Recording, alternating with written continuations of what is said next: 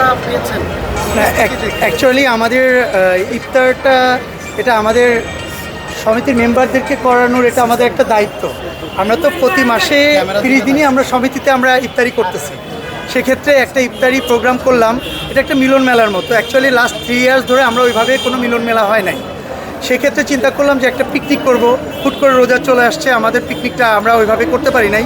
চিন্তা করলাম যে একটা ইফতার পার্টি এত সুন্দর করে করব যাতে আমাদের যে মেম্বারগুলো আছে তারা যাতে স্যাটিসফাইড হয় যে না অন্তত সবাই মিলে একটা গেট টুগেদার ব্যবস্থা করেছি।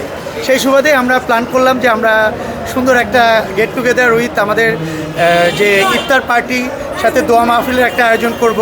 সারাদিন আমরা কোরআন খতম করেছি এখানে। আমাদের এর আগে আমাদের শুধু আমরা শিল্পী সমিতি না, আমাদের এফডিসি কেন্দ্রিক যারা এর আগে যারা আমরা হারিয়েছি, যেসব সিনিয়রদেরকে হারিয়েছি তাদের আত্মার মাগফিরাত কামনা করে আমরা দোয়া করেছি। দেশের সার্বিক পরিবেশ পরিস্থিতি যাতে সবার অনুকূলে আসে, আমরা জনসাধারণ যাতে সুন্দরভাবে বাঁচতে পারি, কারণ এটা আমাদের দেশ। সব কিছু মিলিয়ে আমরা একটা দোয়া করেছি, কোরআন খতম করেছি, এই আর কি। রাষ্ট্রীয় যে পরিস্থিতি বর্তমানে শিল্পীর নিরাপত্তা একটা সবচেয়ে গুরুত্বপূর্ণ বিষয়। সেই জায়গায় শিল্পী সমিতি তার শিল্পীদেরকে নিরাপত্তার জায়গায় কতটা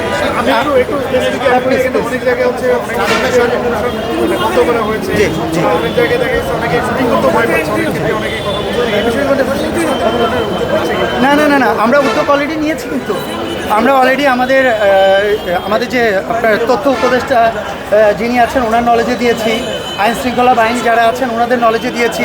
এটা আসলে আমাদের জন্য খুব কষ্টের ব্যাপার যে আমরা শিল্পী, আসলে এটা আমাদের রুজির জায়গা। আমাদের এখন মনে করেন চলচ্চিত্রের কাজ খুব কম হচ্ছে।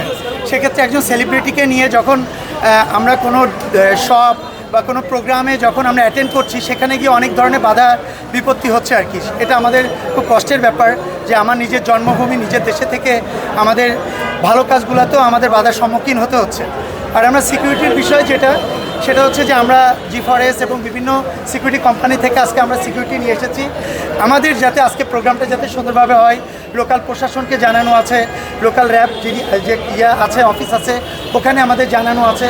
তা আমরা চিন্তা করছি যে আসলে ইফতারি তো সবাই মিলেই করছি এখানে কোনো শিল্পী নাই, জনমত নির্বিশেষে এফডিসি কেন্দ্রিক যারা আছেন সবাই মিলে একটা ইফতার প্রোগ্রাম করতেছি। এটাতে আমার মনে হয় না কারোর বাধা দেওয়ার কথা বা কারোর কষ্ট পাওয়ার কথা। এটা ঠিক, থ্যাংক ইউ সো মাচ।